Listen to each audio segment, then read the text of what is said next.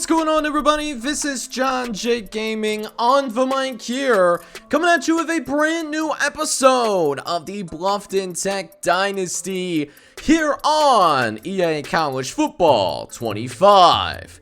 We try to drive ourselves a little bit closer to bowl eligibility for the first time in this series, as we will be taking on the winless Miami Redhawks. Now, Miami does come in at that putrid 0-5, but they did play mostly in the non-conference, and there's definitely better teams in the non-conference than in our conference for the most part, so Miami can actually be a better team than what their record shows, because you take a look at the numbers, you take a look at these overall differentials, there's not really much difference between us and Miami, because Miami is a 79 across the board. We're an 81 across the board. So very similar team on paper, but we have one of the most electric players in college football on our side, and that is Chris Gentry.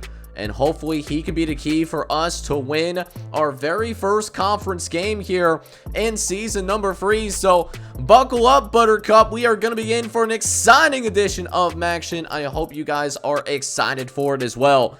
If you are, make sure you go ahead and smack that like button. And then also, if you love the vibes here on the channel, man, make sure you go ahead, hit that subscribe button as well. But with that being said, let's go ahead and kick things out to the Tech Center to get things going here in the midst of Maction. Let's get it.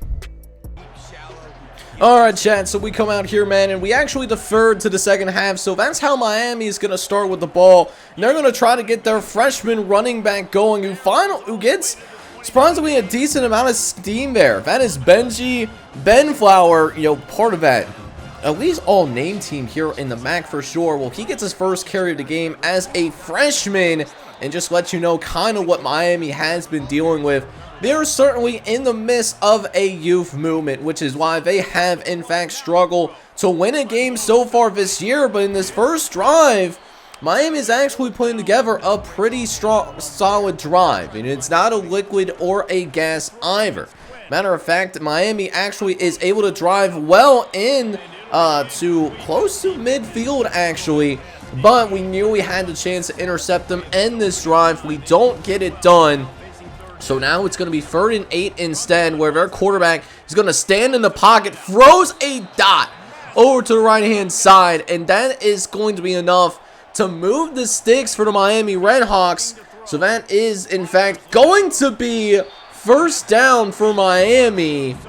But here we are with another 3rd down opportunity. We had a couple of chances to get him off the field so far this drive. Let's see if we can get it done here on this drive, as we'll drop back, looking over to the left-hand side, and somehow hanging on to it. That was layered perfectly. I mean, hats off to that quarterback for having the cojones to throw that pass, and shout out to Dallas Pugh, knowing that he was in fact going to take the hit, and Ian Pugh is going to get Miami on the board for the very first time. Now, with that being said, it's time for your Fighting Muskrats to take the field, as we'll go ahead and get things started here late in the first quarter. DJ Armstrong going to sit back and look over to the right-hand side, and that was a dangerous throw. Wanted to get it out to Scott McClawler, but Scott McClawler is going to go ahead and, he fails to make the catch. But the interesting thing here is that we are seeing Miami trying to go out here, and they're pressing us on the outside yet again. So we'll see if Javon Moore can get open for us here on the outside while we make a few other adjustments, just in case that initial first read isn't there. And so we end up finding Chris Gentry on the slant, and that will be good enough for your Fighting Muskrats, as we'll get ourselves on the ball here quickly.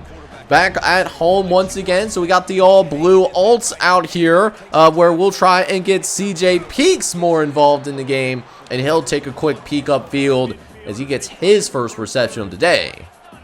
However, 3rd and short coming up. Want to pick up this first down. Going to rely on the run game to do it. And sure enough, Will Peoples will be a man of the people here at the Tech Center and move those sticks for us. However, might need a little bit more than just a running game in order to be successful here, as Armstrong looks over to right-hand side. It's going to be caught for a first down. We had Scooter Page for the catch, but that catch is going to be wiped off the board, though, as Aiden Kramer is caught with the holding penalty. And so it's going to be 3rd and 18. And so what do you even do on a 3rd and 18? We're just going to send it deep and hope for the best. Might have somebody downfield, but we just didn't lay it out there far enough. So that's going to stall the drive out, as that's already going to bring an end to the first quarter of action. Miami will end up getting a free and out after a couple of drives, and that's how they got a field goal. But it just goes to show how incredibly slow of a start that we're having, and why I really don't want to take any particular team for granted, no matter what their record says, no matter what their overall says. Because even though Bluffton Tech, I truly think we can beat just about anybody on their schedule, we can also lose to just about anybody on the schedule. And both of those scenarios have played out here thus far this season. So gotta lock in here, starting on this drive. And we're going to do that. How about this big time throw by DJ Armstrong? Looking for Nas Lilia. Knowing he was going to have an advantage. You know, a 90 speed tight end against a linebacker. That's going to be barbecue chicken every single time. And so Bluffton Tech is officially in business now, in field goal range, but looking for more, as Armstrong nowhere to go with the ball. He has to take the sack. Eli Coppers is going to bring him down. So now it's going to be 2nd and 21. Not a spot that we want to be in, to be honest, but we are in that particular spot. As we'll go ahead and snap this ball quickly before we see the delay of game. And we're going to find Chris Gentry in the back of the end zone. Touchdown, Bluffton Tech. And the Fighting Muskrats are going to be able to fight on. They will get on the scoreboard, as they will get their first score of the day. Took a little bit longer than I anticipated at first, but the junior sensation will help us out.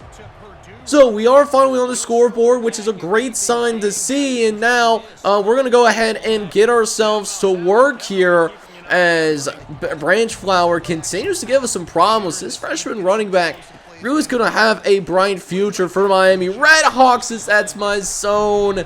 That is my zone. I wanted to play a little bit deeper. Didn't want to get beat deep. But yeah, they're playing the underneaths pretty well here on this particular drive. As now 3rd and short coming up, and it's going to be a play action. Looking over to right inside, and just had all day to throw there. Was waiting for Ian Pugh to get open on the crosser. And he actually got it there. So another first down for the Red Hawks. But not the only shot that we're going to have 3rd and long. We actually do have a chance at 3rd and 8 there. But we actually do get beat deep there, which is a tough scene here. As now we're staring down a red zone opportunity for Miami. This is actually the first time that Miami has found itself in the red zone today. We'll see what they do with the red zone opportunity, as their running back is going to run to the right hand side. Porter Lindstrid, the former Gore Pirates product, is going to be able to bring him down from behind, possibly saving a touchdown, but still in a favorable spot for the offense. As 2nd and 2, they're going to throw it to the left hand side, and had 2 defenders over there to possibly make the tackle. Neither of them could bring them in. And so Miami is going to find the end zone yet again. And upset alert is officially online, as Ian Pugh gets his 2nd touchdown of the day. So not a great start here for Bluffton Tech for sure, as we'll need some more points on the board. And we'll need them quickly, as that is going to be hung on to for Scooter Page. Threw that just a little late there. But with that being said, at least able to make the catch. We'll get to the line quickly here, as we got a 1st and 10. Immediately got a guy open there on that concept. I'm a huge fan of that concept, man. That really can feed some families for sure. As now we find ourselves in Miami territory of less than 3 minutes left in the first half. We throw it quickly out to CJ Peaks, and Peaks is going to be able to make yet another short reception there. So you can take a look at the top passing yard people of the season. DJ Armstrong right up in there in the top 5. He's actually sitting in second place just behind Northwestern's quarterback. Depending on what he does in this game, maybe he can surpass the Northwestern QB. We'll just have to wait and see, but I'm sure that's not the primary concern right now, as we'll find Javon Moore able to find a soft spot in the zone coverage, as now we have ourselves a little bit of good old red zone action here. We'll see how Bluffton Tech can respond, as there's an open lane trying to get up the middle, and Will Peoples took him a little bit to get going, but Will Peoples has one of their bigger runs of the day. But you know what? Nothing like good old reliable quarterback blast. But DJ Armstrong is struck in the backfield, and so we'll have to use one of our timeouts. We actually didn't get it either. But you know what? I only need an inch, so we're going to go for it here. In worst case scenario, Miami has to start inside the 5-yard line. But sure enough, our offensive line is able to win. We're going to blast it into the end zone, and that's a touchdown for your Fighting Muskrats, as Bluffton Tech is going to be able to cut this thing down to just a 3-point game, is where you're starting to see that that offensive firepower that we have here at Bluffton Tech. That was never a question. The question has always been defensive consistency. We'll see if the defense can come through on this particular drive, as they'll start by throwing over the middle, and 3 defenders there in the vicinity to try to hit Cameron Perry right away. But yet Cameron Perry is able to bring it down right this second. As now 2nd and 1 coming up, trying to throw to the right-hand side, and that was an in-air throw by William Quinn. But decent coverage there on the outside. But it's going to be 3rd and 1 regardless, though, as Quinn lines up in the shotgun. Looks quickly over the middle, and that is going to be caught for a first down for the Fighting Muskrats. That's Javon Tracy, who gets his first catch of the game. We'll see if he can build off of that a little bit more, as that might be Javon Tracy a second time on this drive. Brought down eventually by Porter Lindstrid. And now the Red Hawks are across midfield. Very next play, looking to throw a deep shot over the seam, as that is going to be incomplete, thankfully. Malik Moon with some excellent coverage there on the outside. So now it's going to be 2nd and 10, as William Quinn looking to find somebody to get open, but that will not be happening anytime soon, as we are able to get some lumber onto the quarterback. 3rd and 18 coming up. And that means Ellis Berry is going to have himself his first sack of the day, putting Miami in a tough spot here. 3rd and 18. William looking to right inside and just has to throw it away, as that will bring an end to the first half of action. It's been an exciting first half here at the Tech Center. But with that being said, even with a strong finish to the second quarter, we still find ourselves down by a field goal at the half. So we'll go ahead and jump into the second half of action here right away, as we'll go ahead and we'll notice that Miami is pressing us on the outside across the board. So surely one receiver is going to win, and that receiver's name is Chris Gentry. Don't forget the YT Ivor. Touchdown! Bluffton Tech, and the Fighting Muskrats will take the lead for the very first time today. How about that for Bluffton Tech? Able to go ahead and get that 21-17 lead, baby. You absolutely love to see it. And not only that, our defense also came out of the locker room in the second half, able to force the 3 and out. And Chris Gentry, he's just going to simply take over here in the second half, ain't it? Is it really turning to one of those things? Maybe so. Who knows? But with that being said, we have a chance to pull away here a little bit, as we see once again that they are pressing us on the outside. Armstrong going to step up. Throw is not perfect by any means, but Javon Moravo is going to be able to make the adjustment. And that is officially going to carry DJ Armstrong across 2,000 yards on this season. And this has been a season where he hasn't even made it through the halfway point. So there is a legitimate shot that Armstrong can in fact finish with 4,000 passing yards this season, depending on how the rest of the campaign shakes out. Now, 3rd and goal from the 7-yard line. Would like to finish this drive with a touchdown, as Armstrong looks, doesn't love what he sees downfield, tries to step up, And unfortunately, we will end up being sacked in the backfield. That's the second sack that our offensive line has given up.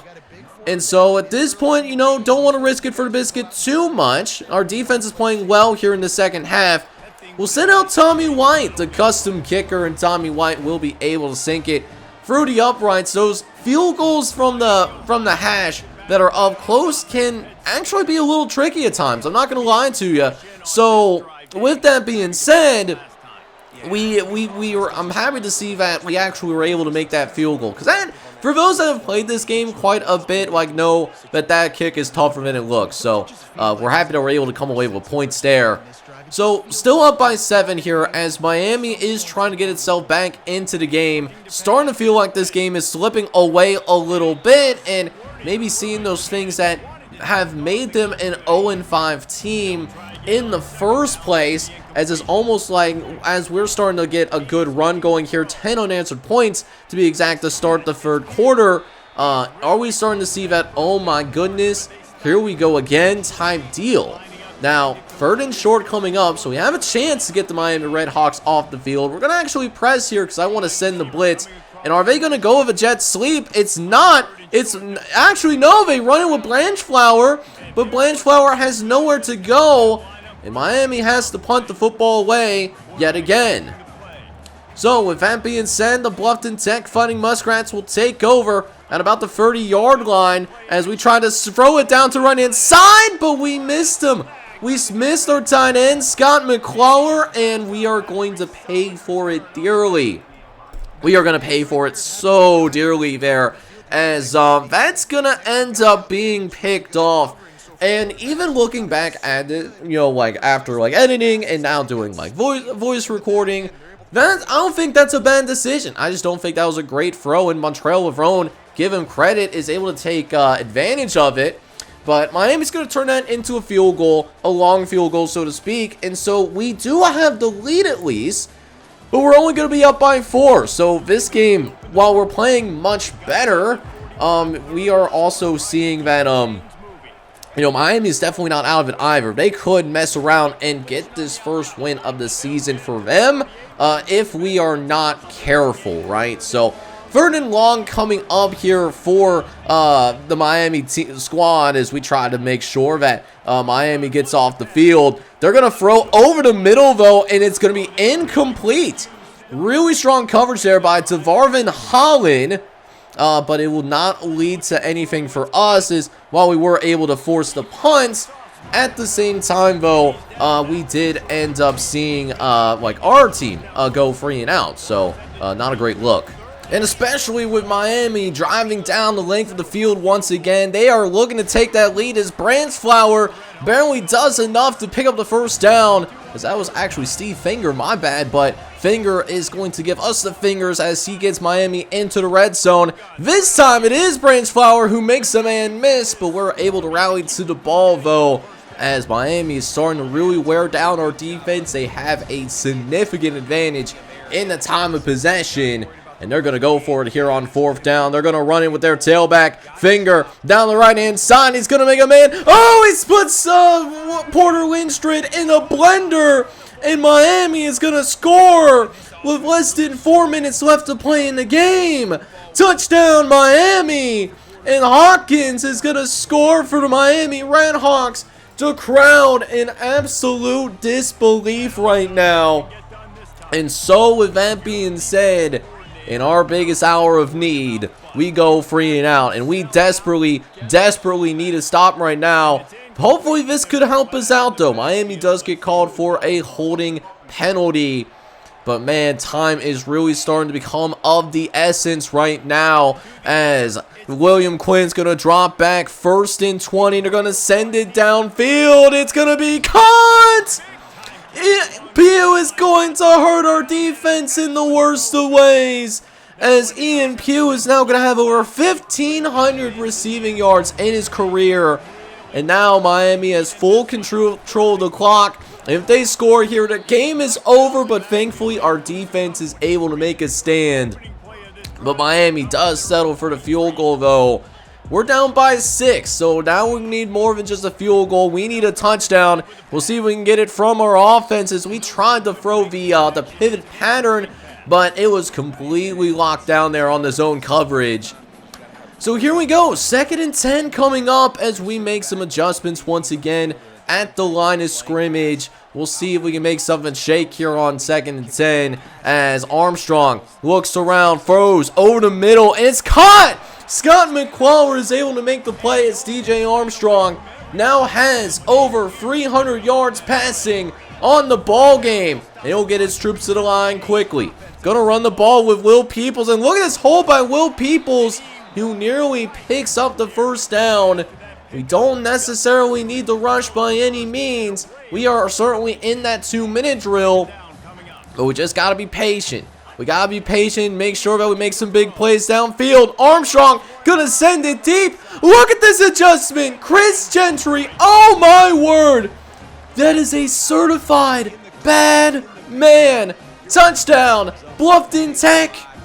Chris Gentry just made possibly the play of the game. That adjustment is absolutely wild right there, man. Oh my goodness. And so Miami is down by 1 with 1:08 left to play. We just got to get one stop on defense, but we give up a huge play down the sideline. William Clan now approaching 300 yards passing on the ball game. Is now 1st and 10 with a minute left in the game. Quinn looking over the middle. It's caught, and it's good for a first down. Holland brings him down, but not in the nick of time. This is another first down for the Red Hawks. And this almost could have been intercepted. I thought I played that pass pretty well. We might have just barely mistimed it, but I thought that was going to be game. So instead, it's going to be 2nd and 10 for the Miami Red Hawks as they'll try to go attack down the length of the field. And it's going to be another first down. And they're all now in the red zone here. A red zone opportunity for Miami, where at this point, they're just trying to make sure that they put themselves in the right spot so that they can go for this game-winning field goal. So it'll be very interesting to see how they play these next couple of plays out. Do they try to center it? And it looks like they're going to run it out to the right-hand side. They don't even make it to that first down marker. We'll take our final timeout. That's the last one that we'll have in this game. And it might come down to this kick. A kicker inside the 10-yard line. Can he clutch up, or is it going to be barbecue chicken? He misses. He misses the kick. Oh my goodness, inside the 10-yard line, but he actually misses the kick. I don't believe my eyes. The kicker sells, and we're going to win. We're going to win our first MAC game. Let's go, baby. And we improve to 4-2 on the season, man. Let's go with Chris Gentry being named player of the game. I can't believe it. We certainly got lucky there, man. Alright boys, so this game was a little bit closer than what I wanted to be, and let's be honest, this is why they played the game. I mean, you saw we did the UMass, which is probably a better team than what Miami is doing so far this season, and yet we needed a little bit of lady luck on our side just to actually win this thing. It came down to literally the very last play in this ball game. Now, DJ Armstrong had another excellent performance as he ends up going 17 for 25, 350 yards, 3 touchdowns. Did throw an interception, but it wasn't because of a bad decision. It was just because of a bad throw, which he did have a couple of interesting throws, but over that, it was a pretty good performance.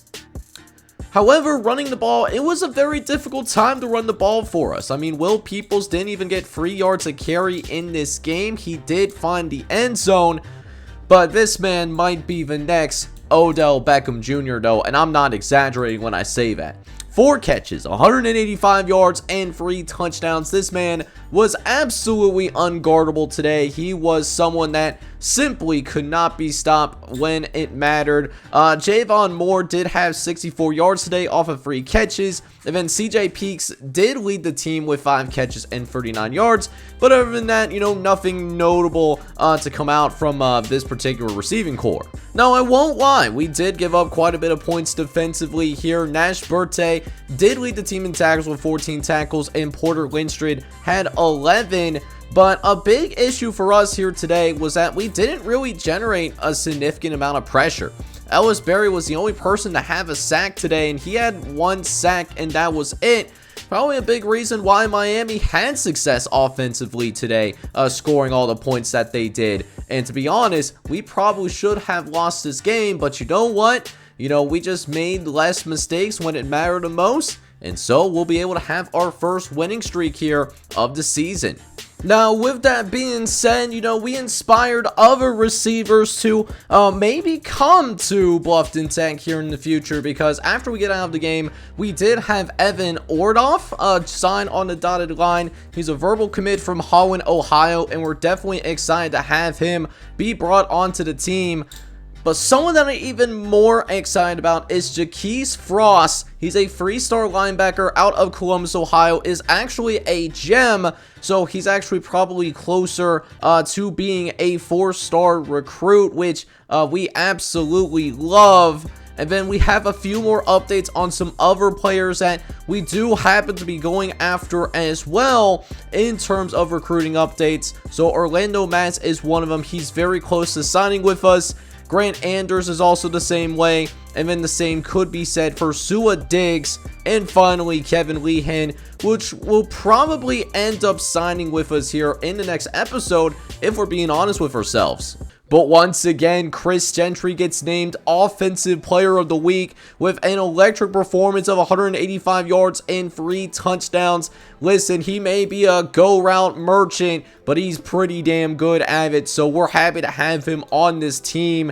And we're going to need some of that production when we go on the road next week, as we will actually play our final non-conference game of the season. It's going to take us down south. We're going to be taking on the Demon Deacons of Wake Forest, a Power 4 squad, actually Power 5 squad, I should say, at least in this Dynasty universe. But with that being said, man, we're going to go ahead and sign off here. We are going to save this for the next episode, man, and I hope you guys are truly excited for it. If you are, make sure you go ahead, smack that like button, hit that subscribe button as well if you do have to be brand new to the channel. This is John J. Game on the mic signing off, but hoping you guys are all out there having a good one.